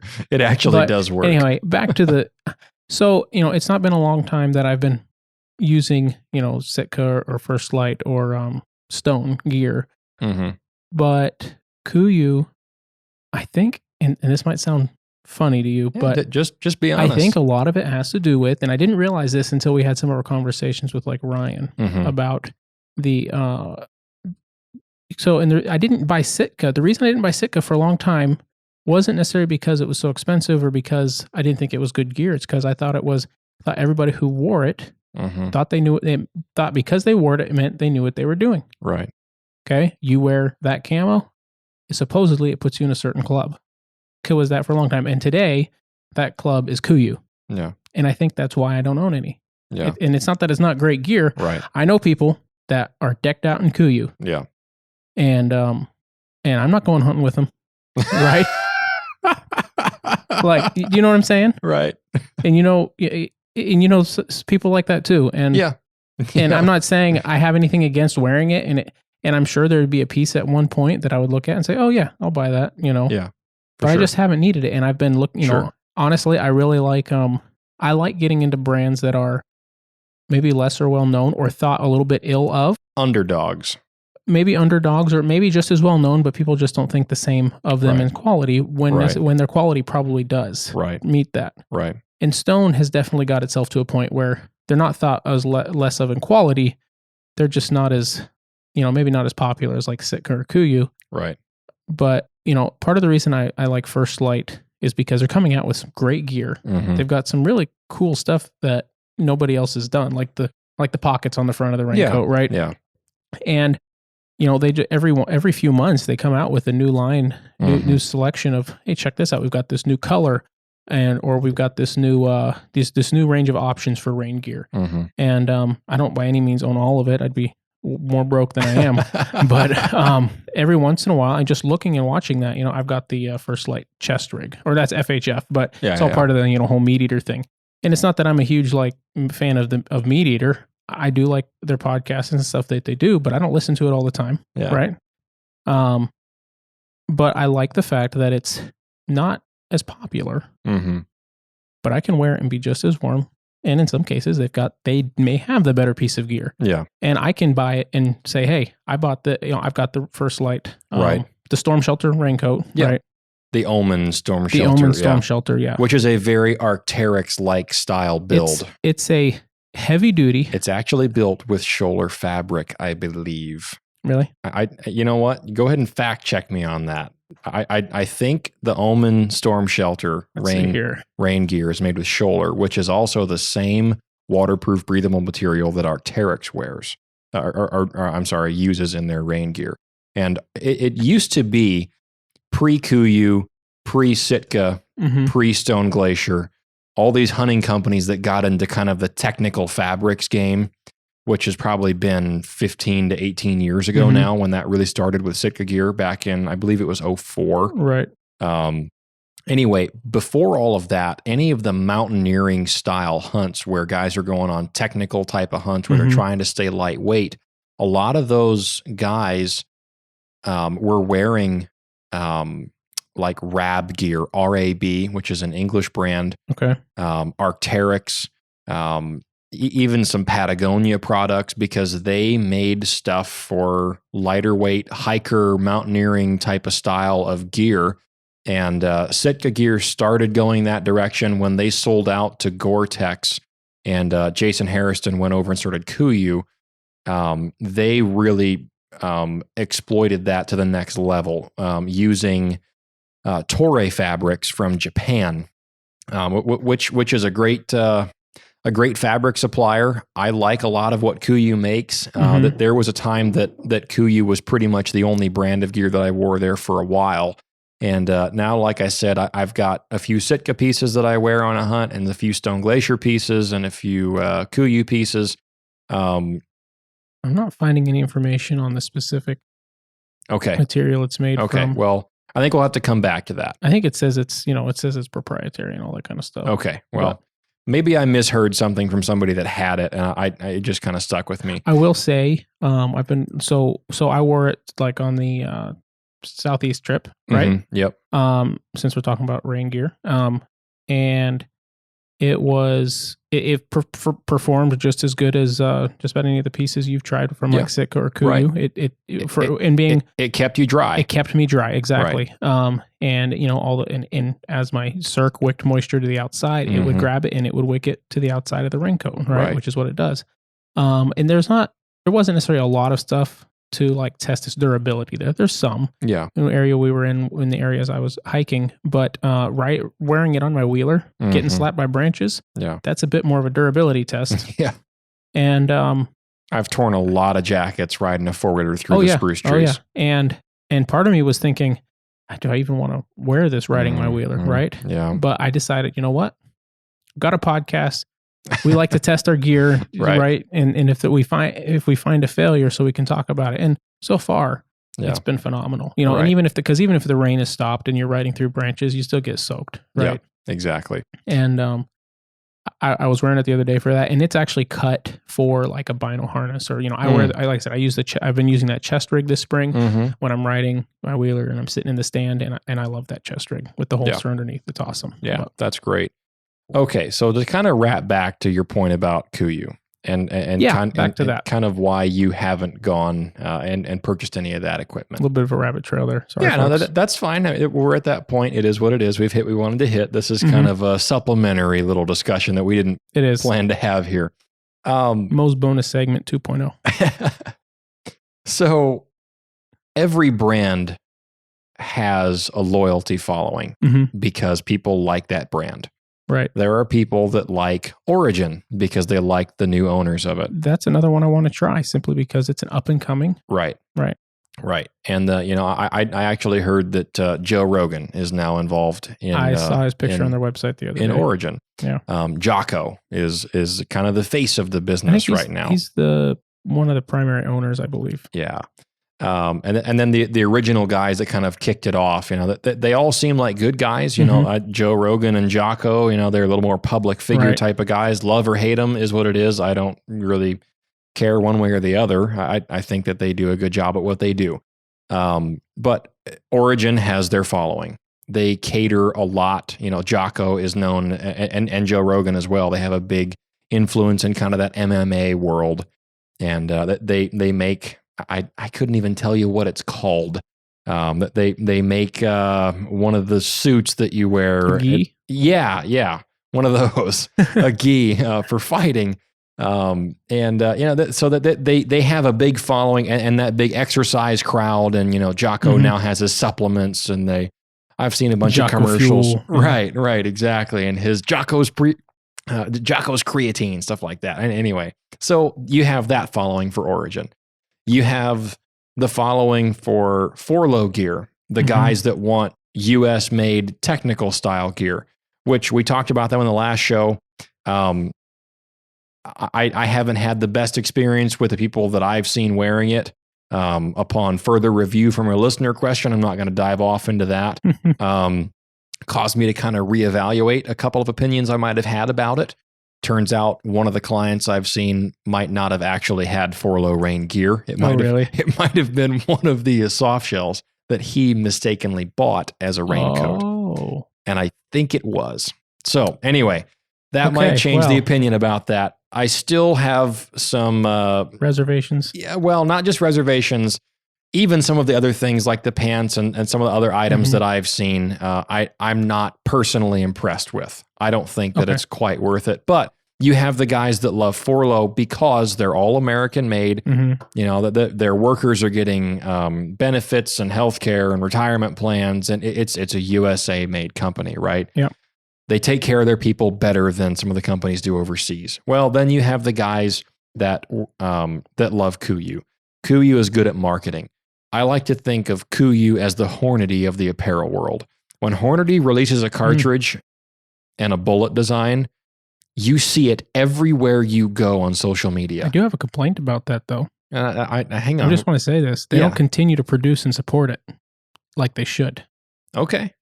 At least in the private market. Anyhow, that's a complaint for Hornady for later on. We can talk about that later, but go ahead. Okay.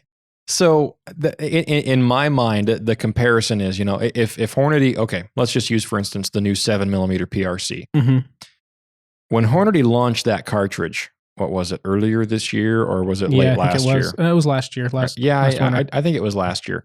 But when they launched that, like on release date, I'm scrolling through YouTube and it's person after person after person that's already shot and killed something with the 7 PRC the previous year. Right. So they had people in the field all over the place shooting that cartridge to make a product, a film to put on the YouTube channel to market their new product. Right. In my mind, that's what KUIU is in the outdoor industry. They are kind of the elite crowd as far as they were the first ones to really pioneer the ultralight hunting gear. When Jason Harrison started KUIU back in, was it 2010 maybe? I don't know. Something like that. But when he started that, you know, when Gore bought out Sitka gear, Jason went and started KUIU because he wanted a private sector market where it wasn't controlled by a retail space, right? He didn't have to have the markups. Now, you look at the prices now between Sitka and KUIU, it's pretty much an even playing field. I don't think that there's really any high quality outdoor gear brand out there today that makes stuff on par with, say, the KUIU, the Stone Glaciers, the Sitka gear, and the First Light that is any cheaper than that stuff. Right. If it's as good as that other gear, it's as expensive or more expensive if it's made in the USA. Okay. Now, with that in mind, I will say, yes, KUIU does tend to have a big following, but so does Hornady in that space. There are guys that are die-hard Hornady fans that only shoot the PRC cartridges now, even though a 7 PRC is just a publicized and commercially made version of the 7, I believe it's the STW, possibly. And that started out as a Gunworks cartridge. Whatever the old 7mm was, that Gunworks pioneered, Hornady was loading it for years. It's the exact same thing. But now it's available in factory ammo from Hornady with ELDX or CX bullets or ELD match bullets. So it's proprietary Hornady brass, powder, primers, bullets, marketed by the Hornady team, and it's made for the public, and it's heavily pushed in the marketing sector in the shooting world. That's, in my mind, the comparison to KUIU. And just like you have bandwagoners that support Hornady because they watched one YouTube video about the 7 PRC, and now the 7 PRC is the only good 284 caliber to buy on the market today.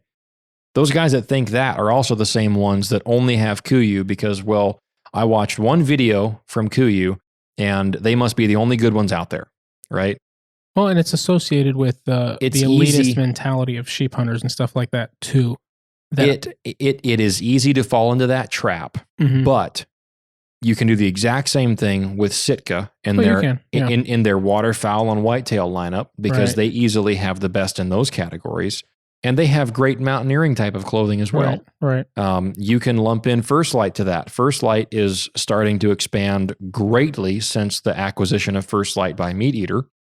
That they've really expanded a lot. They are trying to be on that top tier competitive status. And I'd say they're well on their way to it. They've got some great stuff coming out. But you've also got the Meat Eater crowd that will follow and buy anything that has to do with Meat Eater. And that means FHF and First Light and Phelps game calls and everything else that is a part of the meat eater conglomerate, it's very easy to just get coned vision, put on your blinders, and, well, I only see KUIU gear as good, or I only see First Light gear as good.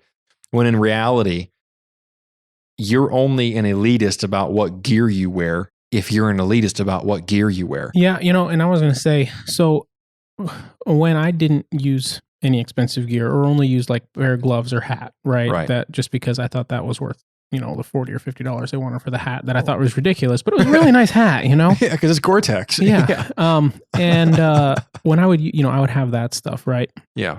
But I would see people walking in their Sitka gear or their KUIU gear, which people tend to wear everywhere, not just. And you would just take your hat off in shame, like, nope, I'm not wearing this. No, I would think it was more of, I thought, man, look at, they know what they're doing. They've got good gear. It was just kind of a, because it's kind of what's preached by these brands. Yeah. Right.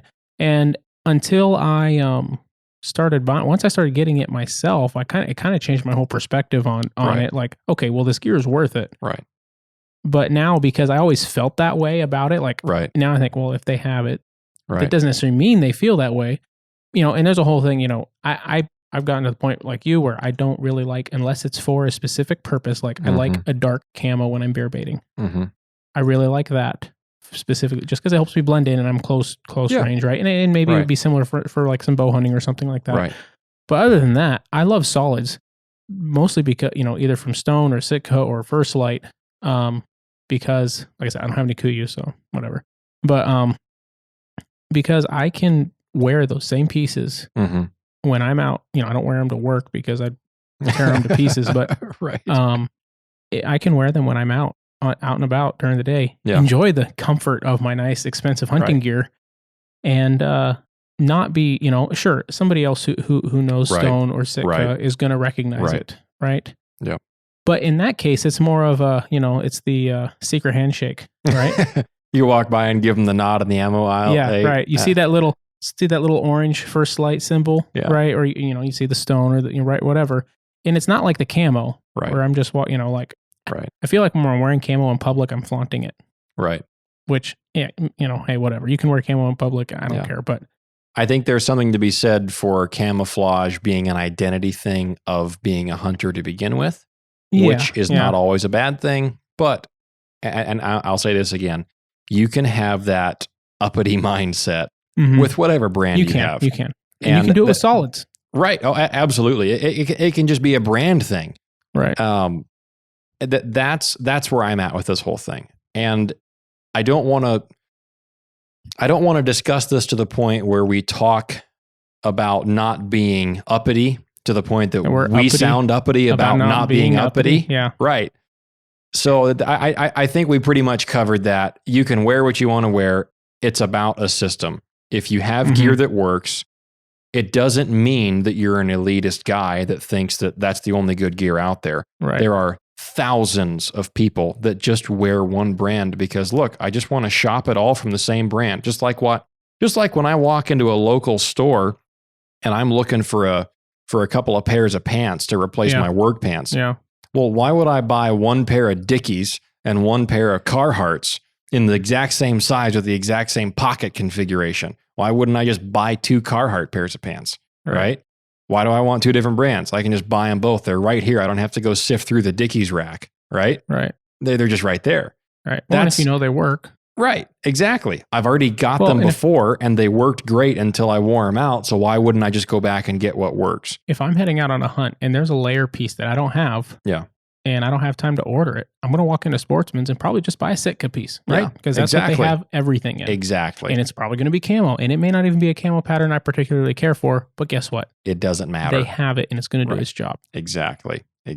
So don't get too caught up on that whole thing. Wear gear that works for you. Yeah. It doesn't matter what brand it is, as long as it's not Hunter's Orange when you don't need it. Just buy it and wear it. It's about functionality, not brand, and it's not an association thing. Right. It's only an association thing if you make it into that. So it is what it is. I think that was an interesting little conversation there. It was a philosophical discussion on Sure. gear. Yeah, that was an unexpected rabbit trail. But anyway, expect more gear conversations to come as the fall We like our gear. rapidly approaches. I will say, I don't think we mentioned this specifically with one of the episodes that James and I did, but we did have a question about, since we're talking about gear, we had a question from somebody about people who can't afford necessarily buying $300 layers. Yeah. So James and I already talked about this the other day. So we wanted to do a full episode on that. There will be a full episode coming about affordable hunting gear. And I just wanted to bring that up to let you know you weren't forgot about, because after an episode like this, he's going to think we really don't care. No. Yeah, but, I talked with James on the phone yesterday, and we actually discussed that specific listener question. We have an entire episode planned to talk about more affordable hunting gear options. Right. And you can really get a decent layered system for not a lot of money. Exactly. It's going to be decent, and it's not, and maybe not. It's not going to be the light. Well, it's comfortable. It's not going to be as lightweight and packable. But this is gear to get you started, to get you working in the right direction, and then as you use it over time, you will develop. You will develop a knowledge about what you need and how your body functions when it's cold or when it's wet. Right. Do you warm up easily? Are you hot-footed? Do you need insulated boots or do you not? What kind of socks do you need to wear? Do you need to wear liner socks? Do you need to wear a puffy coat when it's cold, or are you pretty warm-blooded and you can just sit there in a rain jacket and a hoodie and you'll be just fine? All those types of things that you will figure out, and you don't have to go out and spend $2,500 at KUIU or First Light or Sitka or Stone Glacier buying a complete kit to then figure out that you bought the wrong stuff and you got to go back and buy more. So there are ways to layer affordably, and we will talk in extent about that in an upcoming episode this summer. So keep an eye out for that. If you have any specific questions about things that you'd like to hear in the show here upcoming before the fall season, whether it be gear or hunt tactics or guns or rifles or hunt styles or whatever it might be pertaining to backcountry hunting, be sure to email the show at info@thenorthernhunter.com, and we oftentimes will directly respond, probably within a day or two. And if we don't, then we'll probably talk about it on the show. Yeah. Even if we do respond, like the ones we had today, we'll probably still use it if it's a good question that we can really pull a lot more out of, and that we think more of the listeners have the same question. We will use that for an episode topic like we did here today. So if you have any questions or comments, info@thenorthernhunter.com, and you can also find us on our social media at The Northern Hunter on Instagram and Facebook. And James already talked about in the last episode about us expanding into more social media platforms. That will be a summer project as well. Don't forget to shop from our sponsors, Yukon River Knives, Batum 907, Stealthy Hunter, Weatherby, and Hammer Bullets. If you like the show, you like what we do, also leave us a review on iTunes or Spotify, whichever platform you listen on, and be sure to let us know if there's anything that you'd like us to discuss or improve upon, or if you just like the show and you just want to give us some positive feedback, we would like that too. So, all right. I think that's about it for this week. We'll see you guys next week. Hunt hard and be safe, shoot straight, and good luck.